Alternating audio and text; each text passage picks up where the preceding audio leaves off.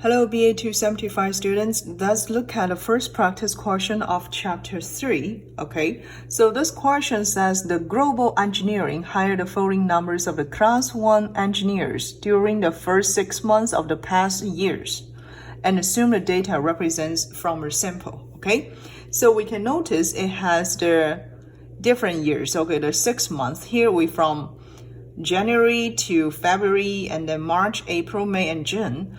And then in different months, they hire different numbers of their Class 1 engineering. Okay, so this question for question A asks, please determine the mean and median, the mode, and the range for the above data.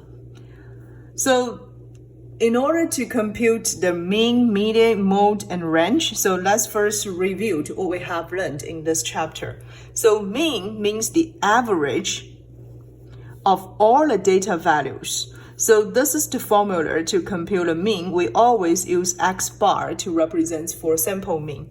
So this will represent for sample mean. And then from this question, we can notice what we need to do is we just need to put all those numbers, right?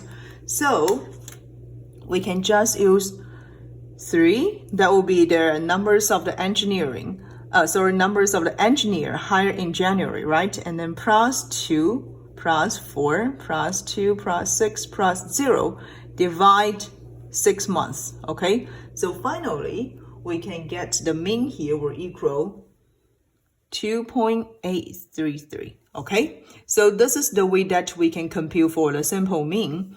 And then we need to compute the median, okay? So the median means the value in the middle when the data are arranged in the ascending order. So there is 2 things you need to pay attention to, okay? The first one is median is just the number in the middle. However, the data should be arranged in the ascending order. So first, let's rearrange those data in the ascending order, right?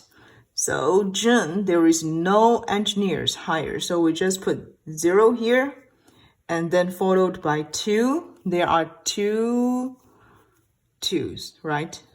And then 3, 4, 6.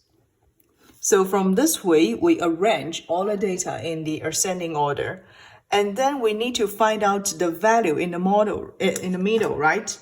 So in the middle, you can find out we have 2 numbers in the middle, 2 and 3. So this range actually has an even number, right? So this is the even number. For the middle, we would like to say if there is an even numbers of observations, then the median is just the average of 2 middle values. So what we need to do is we will use 2 plus 3 and then divide 2.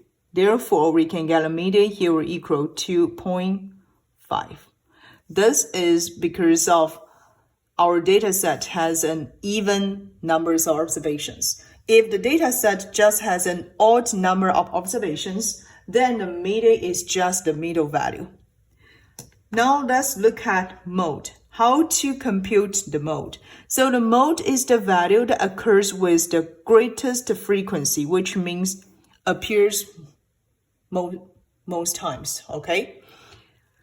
Therefore, from this data set, we notice which numbers appears most. 2, right? You can notice 2 appears twice. Therefore, 2 will be the mode for this data set. And then the last question in part A asks you to compute a range. So the range is the differences between the largest number and the smallest data value. So from this data set, we notice the largest number, okay? The largest number here is 6, and the smallest number is 0. Therefore, the range will equal 6 minus 0, which will have 6 as the range from this data set. Now, let's look at part B. So part B asks you to compute the variance and the standard deviation. So first, let's review the variance. We already learned that variance is a measure of the variability of all the data. And variance actually it is based on the difference between each observation's xi and the mean. So if we have the sample data, then we will use sample mean. And if we have the population data, then we will have the population mean here, mu. So for a sample variance, we will use S squared to represent for sample variance. And you might notice this is the formula to compute the sample variance. We just need to sum the xi, each observation, subtract the x bar, the mean, and then take the square, divide n minus 1. So here n represents for the numbers of the observations.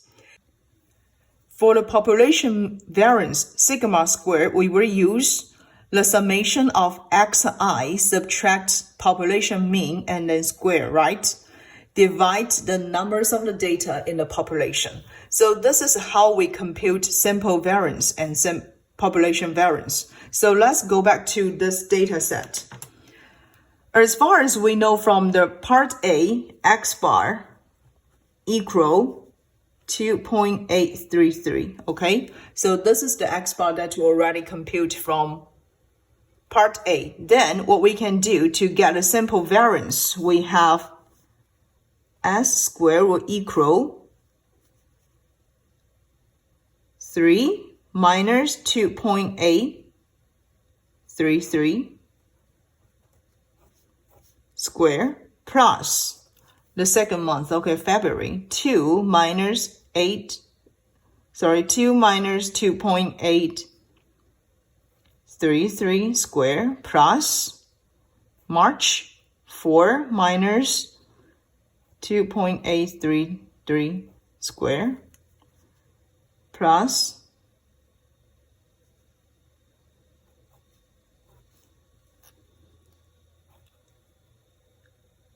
in April, 2 minus 2.833 square, and then plus in May, 6 minus 2.833 square, and then in June, 0 minus 2.833 square. So you can notice we use each observation in different months, right? And then subtract the sample mean that we already compute in part A. So for all those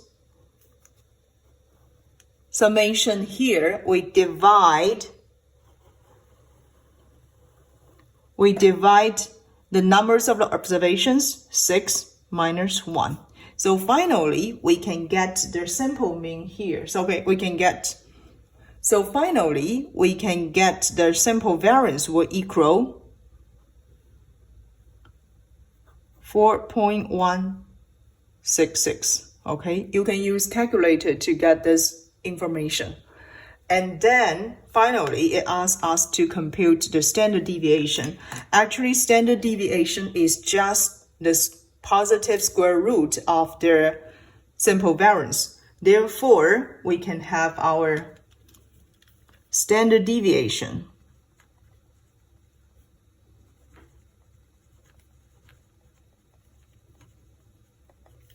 S will just equal to the square root of sample variance. So we just need to take the square root of 4.166, which will give us the sample deviation, which will give us the standard deviation equal 2.041. Okay, so this is how we solve for part B.